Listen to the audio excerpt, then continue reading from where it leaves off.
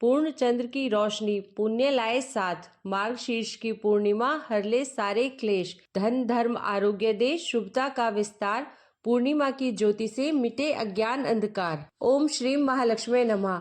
हमारे हिंदू धर्म में मार्गशीर्ष पूर्णिमा का विशेष महत्व है। यह तिथि इसलिए भी खास है क्योंकि इस दिन भगवान दत्तात्रेय जयंती के रूप में मनाई जाती है।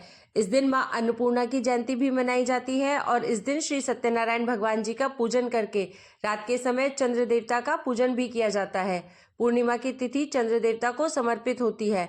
पूर्णिमा तिथि पर सभी पवित्र नदियों के जल में देवी देवताओं का वास होता है। ऐसे में पवित्र नदियों के जल में स्नान करने पर सभी पापों से मुक्ति मिल जाती है। पूर्णिमा तिथि के दिन भक्त गंगा जी में स्नान करने के बाद सारा दिन उपवास रखते हैं। दोपहर के समय श्री सत्यनारायण भगवान की कथा का पाठ या श्रवण करते हैं और शाम के समय चंद्र देवता का पूजन करके व्रत का पारण करते हैं। इस बार पूर्णिमा तिथि पर भद्रा का साया भी रहने वाला है और पूर्णिमा तिथि 2 दिन रहने वाली है। ऐसे में आपको यह भी बताएंगे कि किस तिथि में पूर्णिमा का आपको व्रत रखना चाहिए और किस तिथि में आपको स्नान दान करना चाहिए। तो यह सारी बातें आज की इस वीडियो में आपको जानने को मिलेंगी। पूर्णिमा तिथि बहुत ही पवित्र तिथि होती है, इसलिए इस दिन किया गया छोटे से छोटा दान भी कई गुना पुण्य प्रदान करता है। वैसे तो भक्तों को इस दिन पवित्र नदी के जल से ही स्नान करना चाहिए। आप गंगा जी में जाकर डुबकी लगा सकते हैं। अगर ऐसा संभव ना हो तो आप नहाने के पानी में गंगा जल मिलाकर जरूर स्नान करें। इसके अलावा आप तुलसी जी की जड़ की मिट्टी शरीर पर लगाने के बाद भी स्नान करके पवित्र जल से स्नान करने का पुण्य प्राप्त कर सकते हैं। पूर्णिमा तिथि पर भूलकर भी लहसुन, प्याज का या मांसाहार का सेवन नहीं करना चाहिए।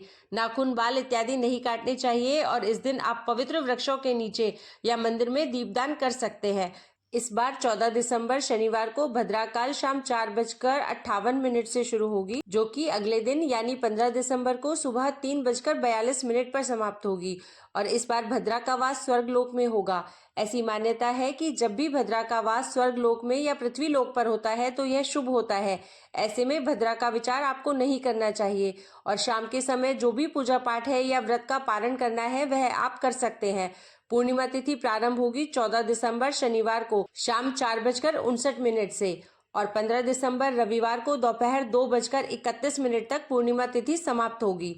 इसलिए इस बार 14 दिसंबर शनिवार को पूर्णिमा व्रत रखा जाएगा। अन्नपूर्णा जयंती भी इसी दिन मनाई जाएगी और दत्तात्रेय जयंती भी इसी दिन मनाई जाएगी और 15 दिसंबर रविवार को भी इस बार पूर्णिमा का व्रत रखा जाएगा। पूर्णिमा का जो स्नान दान है वह उदया तिथि के अनुसार किया जाता है, तो आप 15 दिसंबर को ही स्नान दान भी कर सकते हैं क्योंकि पूर्णिमा के व्रत में तुलसी जी की और पीपल के पेड़ की पूजा की जाती है। तो रविवार के दिन तुलसी जी में जल अर्पित नहीं किया जाएगा, ना ही पीपल के पेड़ का पूजन किया जाएगा। ऐसे में आप शाम की पूजा शनिवार के दिन कर सकते हैं। हालांकि व्रत आप दोनों ही तिथियों में रख सकते हैं। जिस तिथि में भी आप व्रत रख रहे हैं उस दिन आपको पूर्णिमा के नियमों का पालन करना चाहिए। 14 दिसंबर शनिवार को सूर्योदय होगा सुबह 7:04 पर और सूर्यास्त होगा शाम 5:39 पर। इस दिन ब्रह्म मुहूर्त सुबह 5:28 से 6:16 तक है। अभिजीत मुहूर्त दोपहर 12 बजे से 12:42 तक रहेगा। सिद्ध योग सुबह 8:26 तक, बाद में साध्य योग रहेगा। राहु काल सुबह 9 बजे से 10:30 बजे तक रहेगा और इस दिन चंद्रोदय होगा शाम को 7:37 तक। तो शाम को चंद्रोदय होने पर आप इसके बाद से कभी भी चंद्र देवता की पूजा करके व्रत का पारण कर सकते हैं। अब बात करते हैं 15 दिसंबर रविवार के मुहूर्तों के बारे में। इस दिन सूर्योदय होगा सुबह 7:04 पर और सूर्यास्त होगा शाम 5:39 पर। ब्रह्म मुहूर्त सुबह 5:28 से 6:16 तक रहेगा।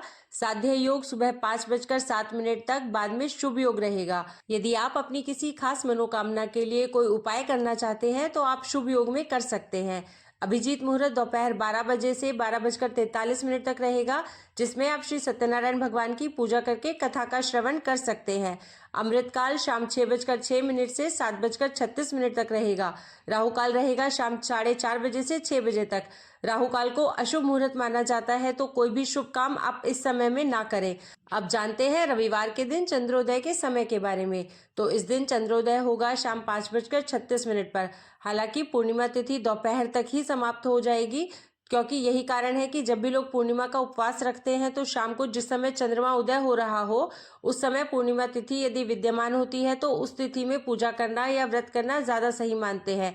तो शाम को यदि आपने आज व्रत रखा है तो इस समय के बाद से जितनी जल्दी हो सके चंद्र देवता का पूजन करके व्रत का पारण आप कर सकते हैं। पूर्णिमा के व्रत में नमक का सेवन करने से बचना चाहिए और चंद्र देवता को खीर का भोग लगाकर खीर को ही प्रसाद स्वरूप ग्रहण करना चाहिए। आपको हमारे चैनल पर इस दिन सत्यनारायण भगवान की कथा और अन्नपूर्णा जयंती की कथा भी सुनाई जाएगी। तो आप सभी से अनुरोध है कि इन कथाओं का जरूर से श्रवण करें।